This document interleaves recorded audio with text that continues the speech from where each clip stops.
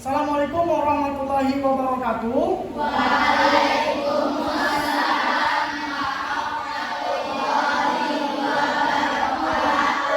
Alhamdulillahilladzi arsala rasulahu bil huda wa dinil haqq liyudhhirahu 'ala dini kullihi wa kafaa billahi shahida. Asyhadu an la ilaha illallah wahdahu la syarika lah, asyhadu anna Muhammadan abduhu wa rasuluhu Alhamdulillah, bersyukur kita kepada Allah.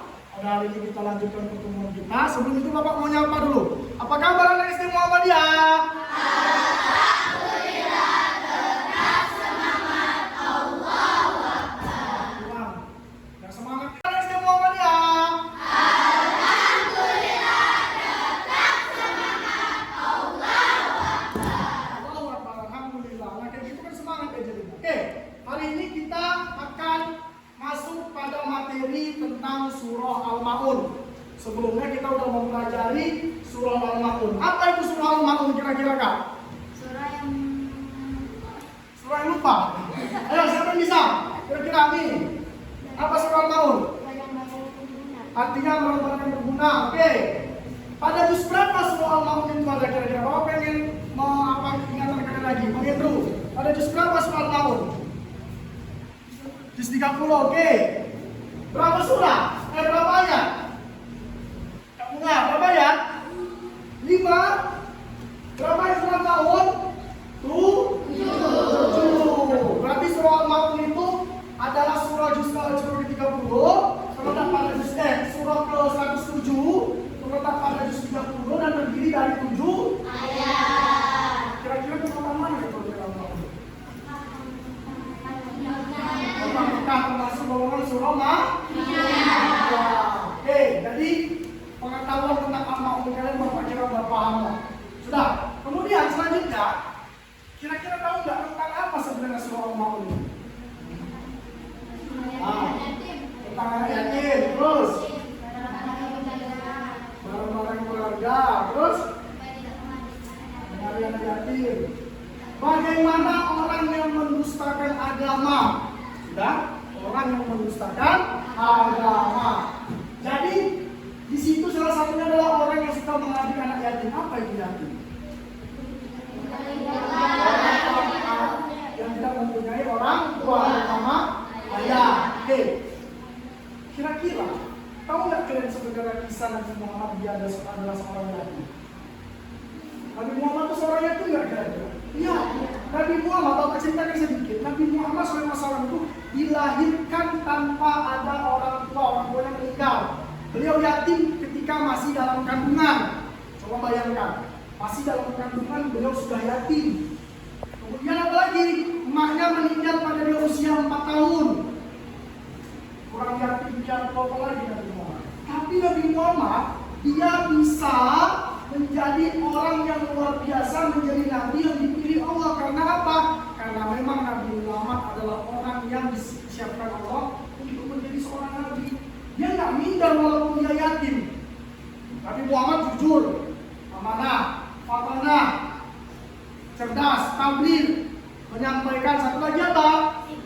Siddiq, pintar. Dipercaya, Siddiq dipercaya. Jadi walaupun dia menjadi seorang yatim, tapi dia tidak minder. Nah kita juga seperti itu. Kalau kalian di sini mungkin ada yang yatim, jangan minder. Tunjukkan bahwasanya kalian bisa. Dan kawan-kawan yang orang tuanya masih lengkap, jangan suka mengambil anak yatim. Itu dia. Jangan suka mengambil anak yatim. Oke, selanjutnya, kira-kira bagaimana cara kita untuk menyambung anak yatim di sekitar rumah? Coba Kak, cara menyambungnya kira-kira. Memberi makan. Oke, yang lain? Rumah panti, oke, ya. Jadi kalau ada kawan kita yang yatim, jangan kita isi-isi. Oh, udah senang yatim, udah begini-begini, jangan. Kalau ada kawan kita yang yatim, apa yang harus kita lakukan? Kita membuat dia bahagia. Karena kata Rasul, jarak antara orang yang suka menyayangi anak yatim dengan Rasul adalah seperti jari telunjuk dengan jari tengah. Berarti apa? Dekat. Kalau kita mau dekat dengan Rasul, maka kita harus menyayangi anak yatim. Oke, paham sampai di situ? Sebelum kita masuk ke materi yang lebih panjang. Kenapa? Karena kita nanti akan ada project di pembelajaran ini. Karena pembelajaran kita adalah project based learning. Kita nanti ada buat project, nanti kita Bapak siapkan di situ, kita kerjakan bersama-sama. Oke? Oke. Kan dulu. Oke, tadi kita anak semua, anak Bapak semua, tadi kita sudah mengetahui bagaimana surah Al-Maun sudah kita jelaskan. Jawaban pertanyaannya sudah Bapak kasih juga pertanyaannya. Sekarang kita membaca surah Al-Maun. Ada yang belum hafal baca surah Al-Maun di sini? Ada yang belum hafal surah Al-Maun? Bapak langsung ya? Bisa? Oke, Pak Indro, sini Pak Indro, depan. Pak Indro pimpin bersama-sama kita. Depan apa? Pimpin dulu baca surah Al-Maunnya. Ini bagus ini bacaan. Oke, ikuti mulai dari ta'awuz. Sama-sama kita ikuti bacaan surah Al-Maunnya. Mulai Pak Indro, 1, 2, 3.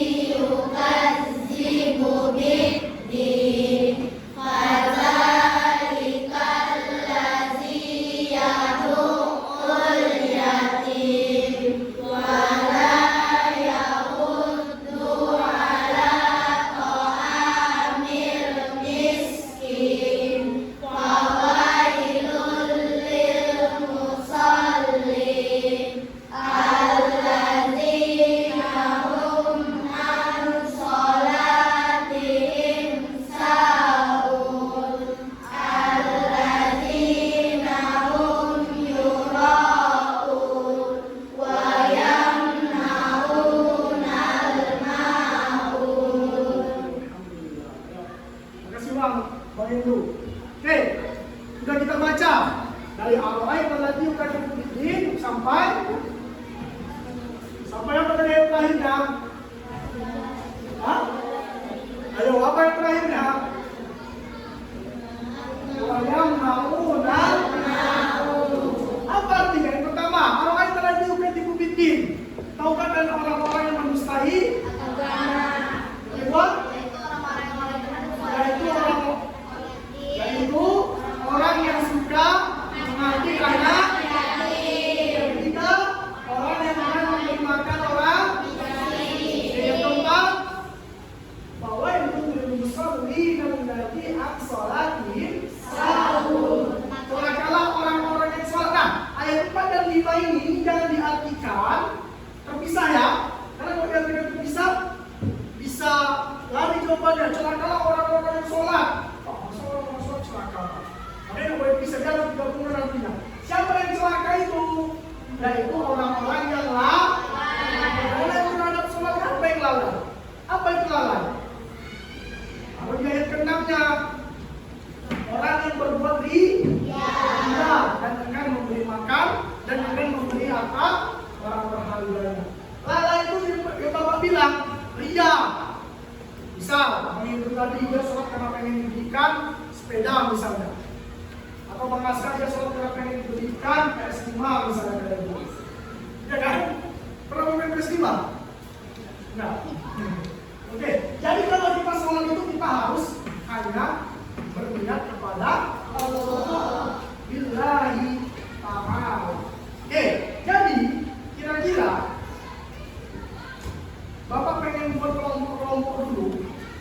Bapak mau kelompok-kelompok ini coba diskusikan apa-apa saja pesan dari surah Al-Maun itu. Dalam surah Al-Maun ini sudah ada kelompoknya 1, 2, 3, 4, 5, 6. Sudah?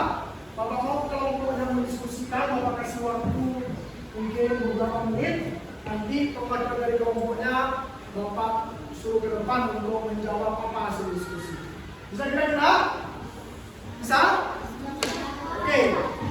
Sekarang coba diskusikan dulu. Bapak kasih waktu. Apa kira-kira surah Al-Maun? Diskusikan. Ya, betul.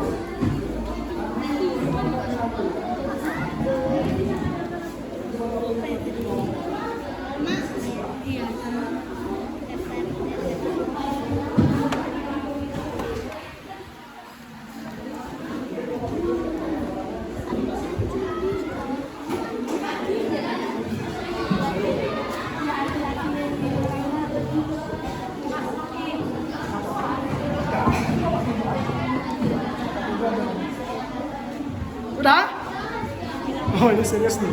Mantap. Ya. Oke. Bisa? Bisa?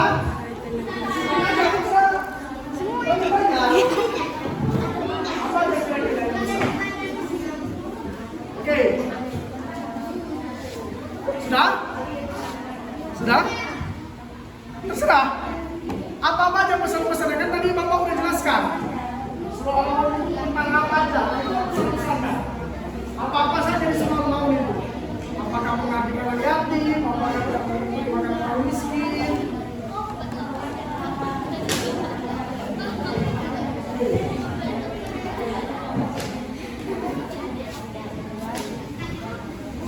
Sudah?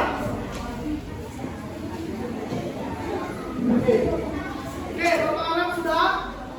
Bapak tunjuk kelompok mana yang bisa? Nanti satu orang aja ke depan. Nggak apa-apa, sampaikan aja. Bapak tunjuk dua kelompok aja lah.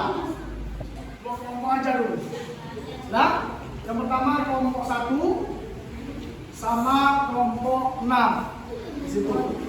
Nah, oke, sekarang kita dengarkan dulu hasil diskusi dari kelompok 1 ya. Nggak apa-apa. Kami ada apa-apa ya.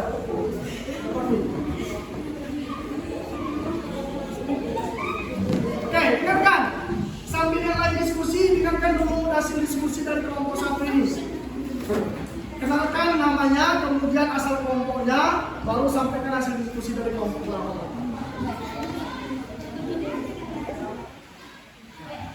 Kita? Mau, oke, silakan. Dengarkan. Assalamualaikum warahmatullahi wabarakatuh.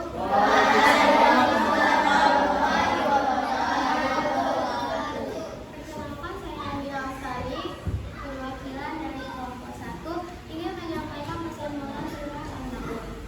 Surah Al-Maun artinya barang-barang yang berguna, terdapat pada surah Kenapa kalau suruh kamu justru berapa? Justru 30 apa? Udah apa? Terus apa lagi tentang apa? Pesan-pesannya? Surah Al-Maun menceritakan tentang Barang-barang berharga tadi. Kemudian anak yatim. Dan pengabdian anak yatim. Selanjutnya sedang menerima orang miskin. Baik, kira-kira? Ada? Oke, silakan dulu. Kasih tepuk tangan untuk kelompok. Ya, selanjutnya kelompok 6. Jangan apa-apa, kita mulai kakak ya. Ayo. Ayo. Nah, ini bagus ini, lupa ini. Dari sini. Oke. Sampaikan dari kelompok mana, namanya siapa, baru sampaikan hasil diskusi. Oke, silakan.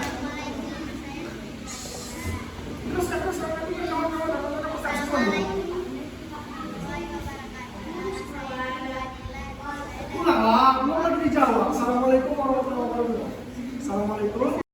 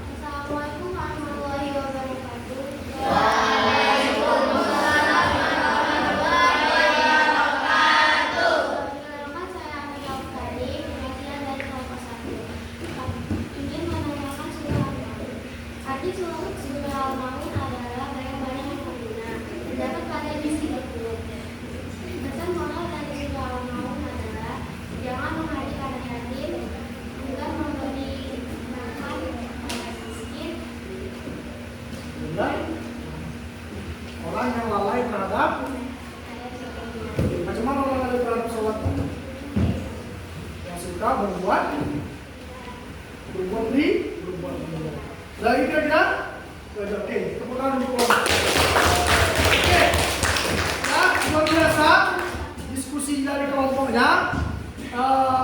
Ya, nilai-nilai atau pesan-pesan pokok dari surah Al-Maun itu adalah bagaimana kita jangan termasuk dalam orang-orang yang mendustakan agama. Karena kalau orang yang mendustakan agama itu apa?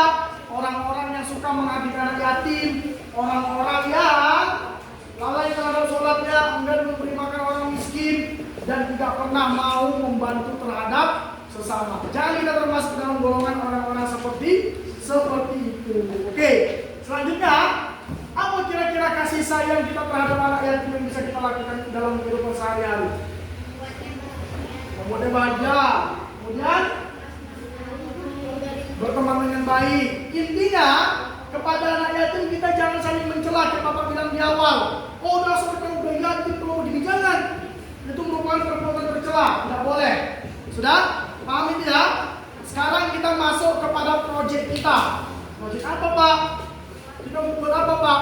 Bapak pengen mau kalian mewarnai atau membuat poster yang berupa ajakan terhadap orang-orang supaya mengasihi atau menyayangi anak yatim. Ini nanti Bapak bagikan lembar kerjanya. Sebentar. Bapak bagikan lembar kerjanya. Ini ada sesuai kelompoknya. 1, 2, 3, 4, 5. Pas. Oke, Bapak bagikan berkelompok, ada lembar kerjanya. Tengok dulu.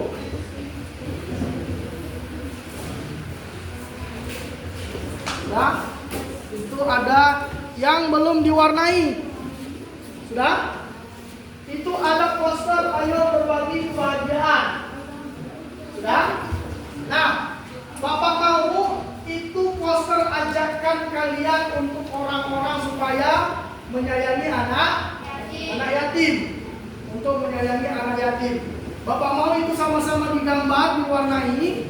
Nanti Bapak minta kelompok maju untuk menampilkan hasil karyanya. Bebas sekali mewarnai macam-macam. Yang penting pesannya sampai. Pesannya sampai. Di situ ada tulisan kan? Ayo berbagi kebahagiaan. Anak yatim adalah saudara kita, mari kita bantu agar mereka bahagia. Silakan kerjakan, itu proyek kita. Itu proyek kita. Bapak kasih waktu berapa ya kira-kira?